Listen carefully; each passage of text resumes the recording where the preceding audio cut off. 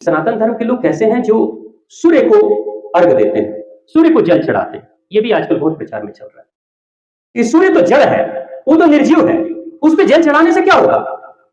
जो लोग ये कहते हैं, मैं उनसे सिर्फ यही एक बात कहता हूं कि जो पौधे होते हैं, पौधे सूर्य की किरणों से प्रकाश संश्लेषण का कार्य करते हैं और अपने अंदर ऊर्जा जगाते हैं और फूल फल और अपने डालियों का और पत्तों का विकास करते हैं। प्रकाश संश्लेषण से, सूर्य की किरणों से ही प्रकाश संश्लेषण होता है और उसी से पौधे के अनाज में, फल में, फूलों में विकास होता है।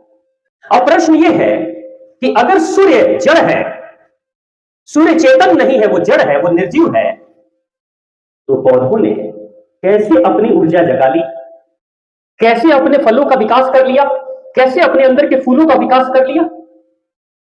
तो प्रश्न ये नहीं है कि सूर्य जड़ है, चेतन है या निर्जीव है। प्रश्न ये नहीं है। प्रश्न अपने आप से पूछिए कि आप जड़ हो या चेतन हो। जो स्वयं मुर्दा होता है, उसके सामने साक्षात भगवान भी आकर खड़े हो जाए, कोई परिवर्तन नहीं हो सकता। सूर्य जैसा भी हो, लेकिन वो जो हरा पेड़ है वो जीवित है, इसलिए वो निर्जीव से भी शक्ति ग्रहण करके अपने अंदर विकास कर लेता है। लेकिन सूखा पेड़ खड़ा होता तो क्या सूर्य की किरणों से प्रकाश संश्लेषण का कार्य हो पाता? सूखे पेड़ में सूर्य की किरणों से प्रकाश संश्लेषण का कार्य नहीं होता। यानी जो जीवित होते हैं वो निर्जीव से भी शक्ति प्राप्त कर लेते हैं, और जो निर्जीव स्वयं है उसके सामने साक्षात सजीव भी खड़ा हो जाए तो भी शक्ति नहीं मिल सकती। तो प्रश्न ये ना पूछे कि भाई हम निर्जीव की पूजा कर रहे हैं कि सजीव की पूजा कर रहे हैं। प्रश्न ये पूछे कि जो सामने उस निर्जीव की मूर्ति के सामने खड़ा है, तुम सजीव हो या निर्जीव? अगर आप सजीव हो तो मूर्ति से भी शक्ति आपको मिल जाएगी, भाव के रूप में, चेतना के रूप में, जैसे एकलव्य को मिली थी, जैसे राष्ट्रीय स्वयंसेवक संघ के हमारे सभी प्रचारकों को और स्वयंसेवकों को ध्वज से मिलती है वो शक्ति। एक खुराक दो ही होते हैं। एक खुराक होता है जो तन ग्रहण करता है अन्न के रूप में, साग सब्जियों के रूप में, लेकिन जो दूसरा खुराक होता है वो मन ग्रहण करता है। मन जो खुराक ग्रहण करता है, हमारा मन जितना ही पवित्रता के साथ किसी को स्वीकार करता है, उतना ही ज्यादा मानसिक खुराक ग्रहण करता है।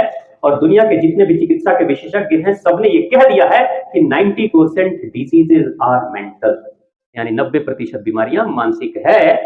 तो अगर 90% बीमारियां मानसिक है तो हम वो कार्य करें जिससे हमारा मन बेहतर हो जाए, शुद्ध हो जाए, शांत हो जाए, पवित्र हो जाए।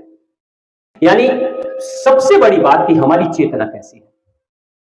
लोगों ने कहा कि दाल चावल रोटी सब्जी से, वो जो हम खाते हैं उससे विटामिन प्रोटीन मिलता है।